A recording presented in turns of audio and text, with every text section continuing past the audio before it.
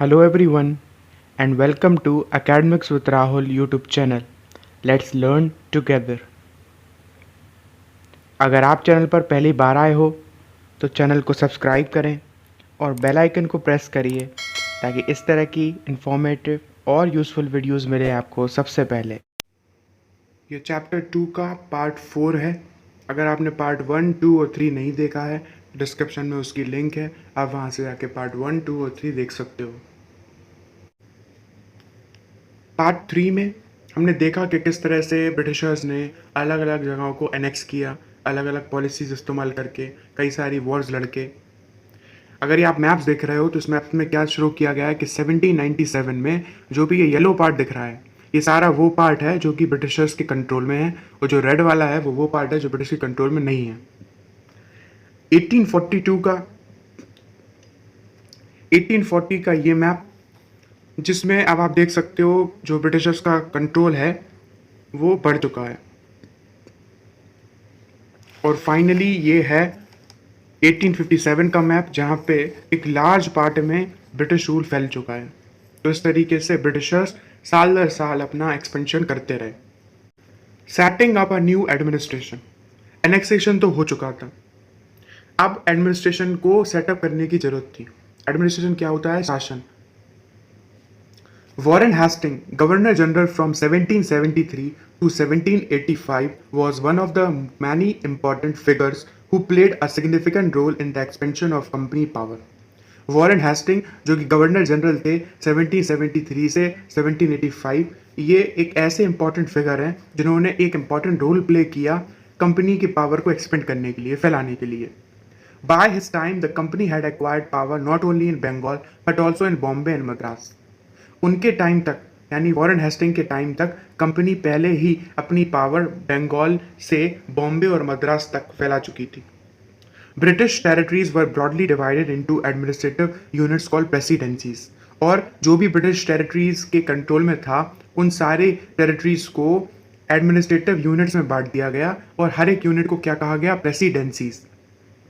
There were 3 presidencies, Bengal, Madras and Bombay. 3 presidencies बनाई गई। उनका क्या थी? वो प्रेसिडेंसी बंगाल थी, मद्रास थी और बॉम्बे थी।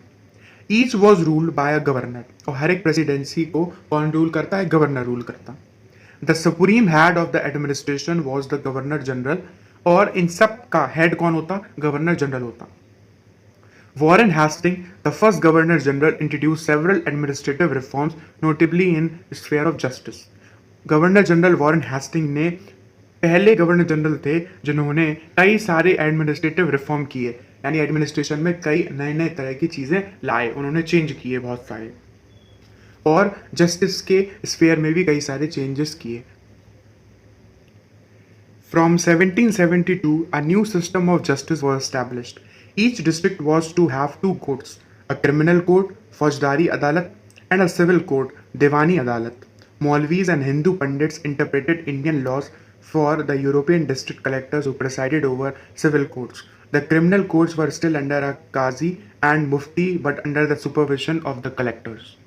1772 से एक नया सिस्टम, न्याय का एक नया सिस्टम शुरुआत हुई, नए सिस्टम की। हर एक डिस्ट्रिक्ट में 2 कोर्ट हुआ करते थे। एक होता था क्रिमिनल कोर्ट जिसको फौजदारी अदालत बोला जाता था, और दूसरा होता था एक सिविल कोर्ट जिसको दीवानी अदालत बोला जाता था। मौलवी और हिंदू पंडित जो थे उनका काम था कि जो भी भारतीय लॉज हैं, हमारे इंडियन लॉज हैं, उनको इंटरप्रेट करके, यानी समझाने लायक तरीके से यूरोपियन डिस्ट्रिक्ट कलेक्टर्स को बताएं, क्योंकि यूरोपियन डिस्ट्रिक्ट कलेक्टर्स ही प्रिसाइड करते थे सिविल कोर्ट्स को, तो उन्हें ये क्या करते थे? समझाते थे इंडियन लॉज को। द क्रिमिनल कोर्ट्स, और जो क्रिमिनल कोर्ट थे वो अभी भी काजी के और मुफ्ती के अंडर में थे, लेकिन उनको सुपरवाइज कौन करता था? कलेक्टर्स करते थे। A major problem was that the Brahman Pandits have different interpretations of local laws based on different school of the Dharma Shastra. To bring about uniformity, in 1775, 11 Pandits were asked to compile a digest of Hindu laws. एक major problem थी interpretation की, क्योंकि जो अलग अलग ब्राह्मण पंडित थे वो अपने अपने डिफरेंट स्कूल ऑफ धर्मशास्त्र के अकॉर्डिंग इंटरप्रेट करते थे, इसलिए अलग लॉज, एक ही लॉ का फॉर्म अलग अलग आता था इंटरप्रेट करने पे। सो टू ब्रिंग अबाउट यूनिफॉर्मिटी, इसलिए यूनिफॉर्मिटी को बढ़ावा देने के लिए, ताकि एक ही तरह का लॉ हो, जो इंटरप्रेट किया गया है उसमें एक ही तरह का लॉ हो। 1775 में 11 पंडित्स को कहा गया कि आप एक हिंदू लॉज का कंपाइल बनाएं, ताकि अब सब लोग 11 लोग एक साथ बैठ के सारे लॉज को कंपाइल करके दें। N B Helen translated the digest into English. N B Helen ने क्या किया, ये सारी जो लॉज थे उनको इंग्लिश में ट्रांसलेट कर दिया। By 1778 a code of Muslim laws was also compiled for the benefit of European जजेस। उसी तरीके से 1778 में मुस्लिम लॉज का भी कंपाइलेशन किया गया, ताकि यूरोपियन जो जजेस सिविल कोर्ट्स में बैठते थे उनको आसानी हो लॉ समझने में। Under the Regulating Act of 1773, a new Supreme Court was established, while a Court of Appeal, the Sardar Nizamat Adalat, was also set up at Kolkata. 1773 के रेगुलेटिंग एक्ट के तहत एक नई सुप्रीम कोर्ट एस्टेब्लिश की गई और एक while a court of appeal सरदार निजामत अदालत को भी सेटअप किया गया कलकत्ता में। The principal figure in an Indian district was the collector. और एक इंपॉर्टेंट फिगर क्या होता था इंडियन डिस्ट्रिक्ट में, यानी कोई भी अगर भारत का डिस्ट्रिक्ट है, जिला है, तो उसमें इंपॉर्टेंट फिगर था collector. As the title suggest, this man job was to collect revenue and taxes and maintain law and order in his district with the help of judges, police officer and darogas. इन कलेक्टरों का क्या काम था कि इनकी main job थी revenue को collect करना, जो भी टैक्स होता था उससे कलेक्ट करना, टैक्सेस को कलेक्ट करना और लॉ मेंटेन करना, यानी कानून व्यवस्था बनाए रखना, और अपने डिस्ट्रिक्ट में जजेस की हेल्प से, पुलिस ऑफिसर्स के और दरोगास की हेल्प से ये सब वो काम करते थे। His office, the collectorate, became the new center of power and patronage that steadily replaced previous holders of authority. और उनके ऑफिस कलेक्ट्रेट के अंडर में पावर का नया सेंटर कौन बन गया, यही कलेक्टर पावर का नया सेंटर बन गए और जो पुराने अथॉरिटी थे उनकी जगह कलेक्टर ने ले ली। The company army, East India company की आर्मी के बारे में हम पढ़ेंगे। Colonial rule in India brought in some new ideas of administration and reform, but its power rested on military strength. जो कॉलोनियल रूल था इंडिया में, यानी एक ऐसा रूल जहाँ पे कॉलोनीज बना के ब्रिटिशर्स इंडिया में ही रहते थे, इससे नए आइडियाज़ तो आए एडमिनिस्ट्रेशन के और रिफॉर्म के, लेकिन जो पावर था वो अभी भी मिलिट्री के हाथों में था। The Mughal army was mainly composed of cavalry, सवार्स, trained soldiers and horseback and infantry, that is पैदल foot soldiers. मुगल जो आर्मी थी मुगलों की, उन आर्मी में ज़्यादातर कैवलरी होते थे, यानी घुड़सवार, घोड़े पर सवार सोल्जर्स, और या तो फिर होते थे पैदल soldiers. They were given training in archery, तीरंदाजी and the use of the sword. और इन सोल्जर्स को ट्रेनिंग दी जाती थी दो चीज़ों की, एक होती थी तीरंदाजी यानी आर्चरी, तो दूसरा होता था तलवार चढ़ाना, sword. The cavalry dominated the army and the Mughal state did not feel the need to have a large professionally trained infantry. Cavalry जो घुड़सवार होते थे वही ज़्यादातर डोमिनेट करते थे पूरी आर्मी को, यानी पूरी आर्मी में सबसे ज़्यादा वही होते थे।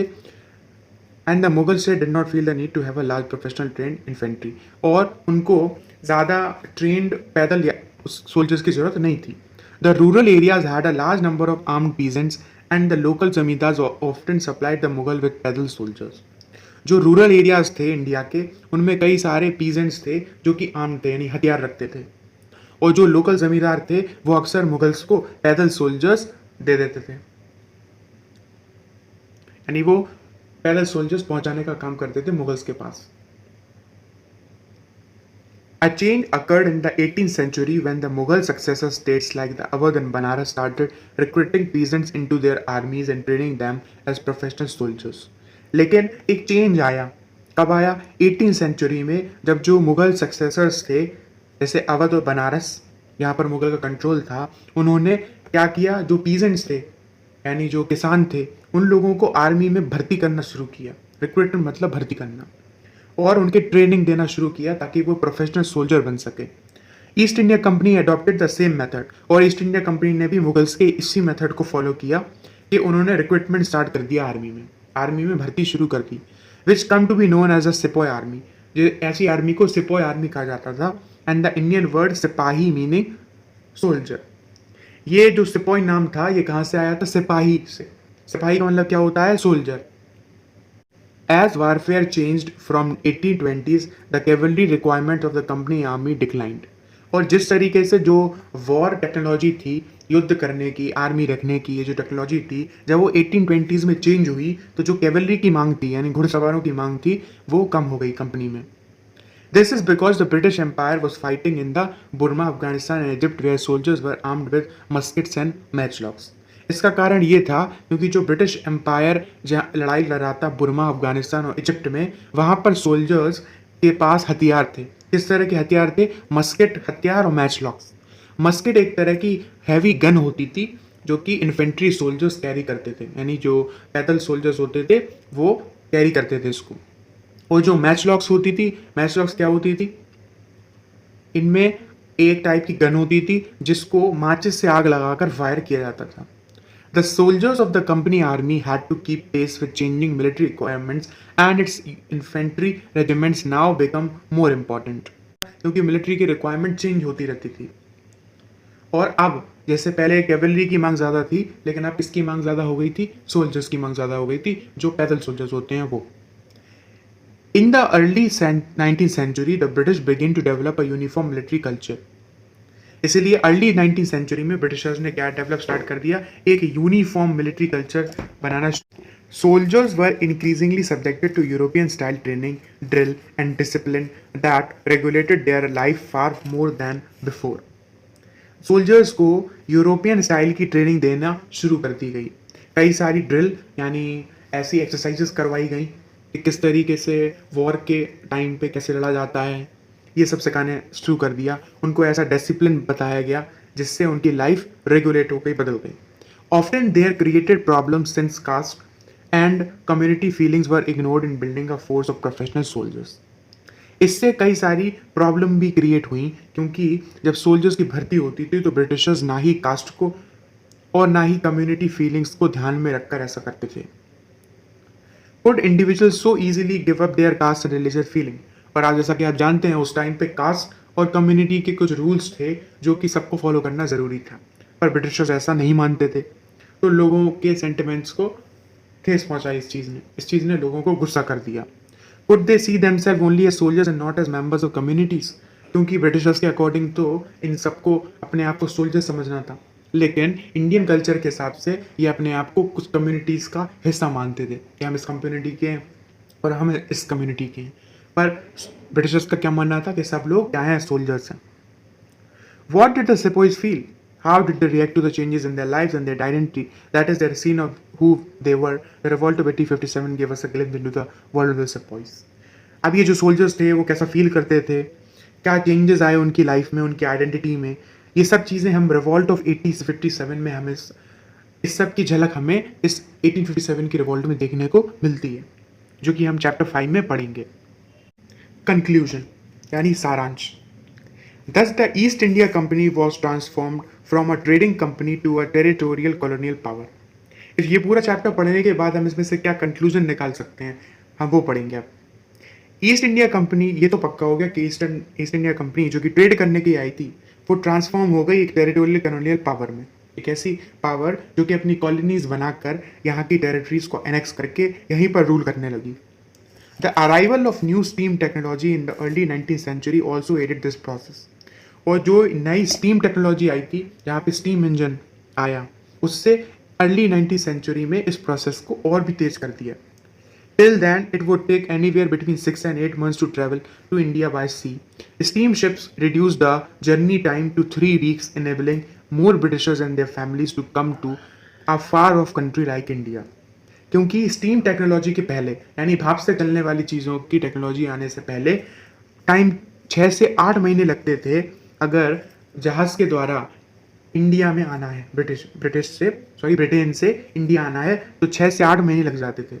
लेकिन जब स्टीम के शिप आ गए, यानी भाप वाले इंजन आ गए, तो भाप वाले जहाज़ों के बाद क्या हुआ, यही जो टाइम था वो सिर्फ 3 वीक्स का रह गया, यानी 3 हफ्तों में आराम से ब्रिटेन से इंडिया आया जा सकता था। इससे कई सारे ब्रिटिशर्स और उनके परिवार इंडिया जैसी दूर दराज कंट्री पे भी 3 हफ्ते के अंदर आ सकते थे। In 1857, the company came to exercise direct rule over about 63% of the territory and 78% of the population of Indian subcontinent. इसलिए 1857 तक कंपनी ने 63% जितनी भी टेरिटरी थी कंट्री की, जितनी भी लैंड था, उसका 63% पे कंपनी ऑलरेडी रूल कर रही थी और 78% पॉपुलेशन पर अपना रूल जमाई थी. Combined with its direct influence on the remaining territory and population of the country, the East India Company had virtually the whole of India under its control. और उसी तरीके से इसके साथ में जो बाकी सब टेरिटरी और पॉपुलेशन थी, उन पर भी एक तरह से उनका इनडायरेक्टली कंट्रोल था. यानी वो वर्चुअली पूरी इंडिया पर ही कंट्रोल कर रहे थे. ये फोटो है एक घोड़सवार की, बंगाल में, सवार ऑफ बंगाल, जो कि कंपनी की सर्विस में था. उसकी फोटो है, आप देख सकते हो. तो यहाँ हमारा पार्ट 4 भी कंप्लीट होता है और उसी के साथ में ये पूरा चैप्टर भी कंप्लीट होता है.